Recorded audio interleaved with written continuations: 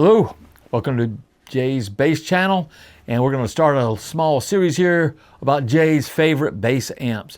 And the first one on the list is my old 65 watt Music Man, which is an approximately 1977-ish head that I bought for 75 bucks back in the mid 90s.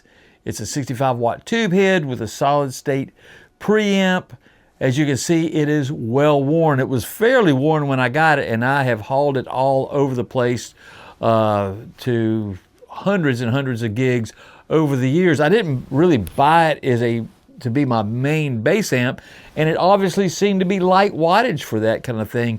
But I played in a Black Sabbath tribute band, I played in a country band, and play all these other things at punk band, and all of a sudden I would rehearse with this head and everybody would say, "Hey man, this head sounds really good. I really like it." So I ended up using this head over and over. It's been recorded I don't know how many times. Also used it a little bit for guitar. It's a dual purpose sort of head, you know. But let's check it out with kind of a standard setting that I usually use.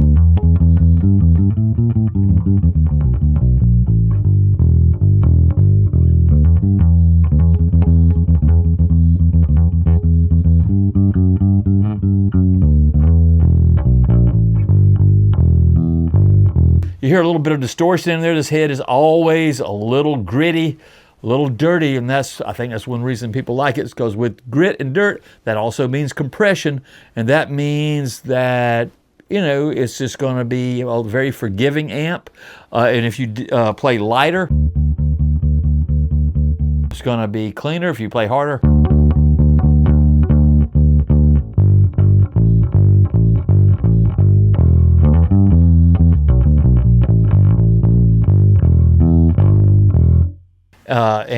very touch sensitive sort of thing. Right now the input gain is set on about 2.5. If I bump it up, to about 5, it's going to actually dirt up pretty good.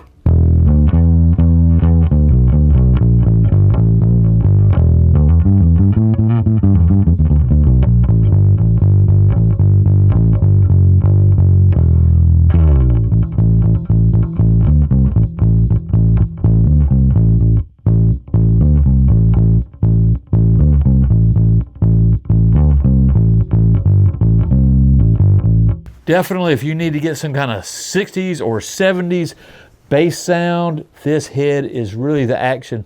Of course, definitely I have played outdoors a few times at some festivals and such, and it was a little light on wattage. I had a little trouble hearing it, so I have another amp that I'll bring out that I use when this one is too light of a wattage. But I just have to say over and over that this has been a great head. It's just got an input gain. It's got a treble, mid, bass, and a master. It's got a deep switch too, which is also good for a bass. And then it has a separate channel over here, which is basically very similar to this channel. So you have, the tube power amp with EL34 tubes in it. And these are the same tubes in it that were in there when I got it. This amp has needed no service.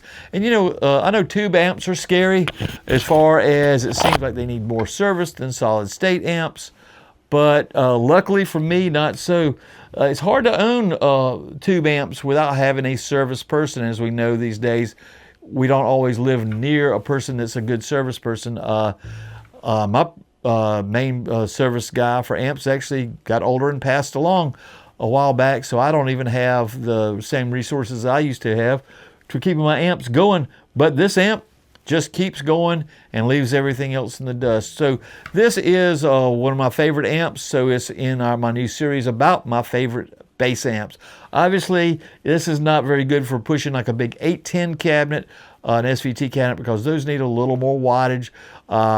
Usually, for 410 cabinets or 210 cabinets, or even a 412 that I've used, it's loud enough for those. It'll definitely keep up with a drummer in a moderately loud rock band, but don't go out and buy one of these. The thing is, they all sound different. They're all older. How this one ended up sounding this way, I don't know. It's got a particular kind of curvature to the low end that is just really cool. and it's got a particular sound, and who knows what happened before I got it. It's about 20 years old when I bought it, so who knows what happened before I bought it. I had a different 65 watt, and I said, wow, I love these heads, I'm going to get another one. The other one didn't sound, it was very stiff on the low end, it didn't really sound that good. So you can roll the dice on one of these if you'd like, and they're still out there. Music Mans don't command an awful lot of money. 500 bucks or so, and they make 130 watt and 150 watt versions of these heads. So if you want to buy one and try your luck at it, go ahead. I really love this one, and I've got tons of mileage out of it. I'm going to throw a song up here in the timeline now and play along, see what we get. Oh, it's already up in the timeline.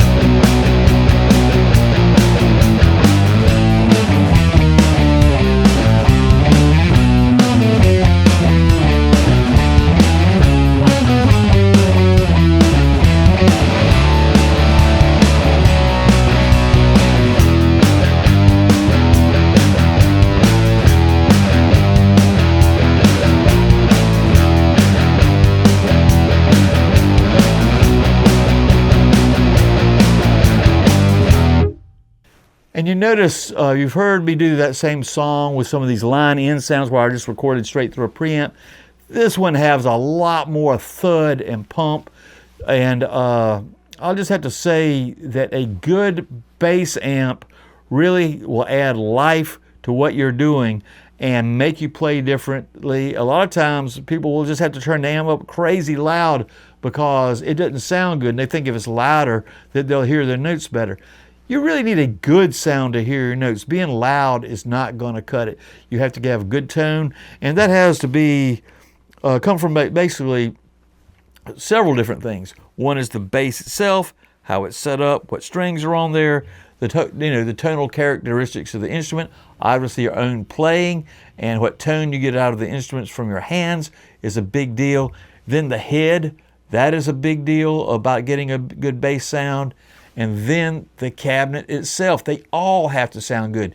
If you had everything right with the world and plugged into a crappy sounding cabinet, you're not going to have a great bass sound. If all of a sudden you had all the best stuff in the world and all of a sudden the bass you're playing doesn't sound great, and that's why I think a lot of people buy so many pedals. They got a crappy sound and they just try to throw a pedal in there to straighten out something that's the matter with their playing, with their bass, with their head, or with the cabinet. Well, you got to do what you got to do to try to sound better, but in my mind, those four things have to be good.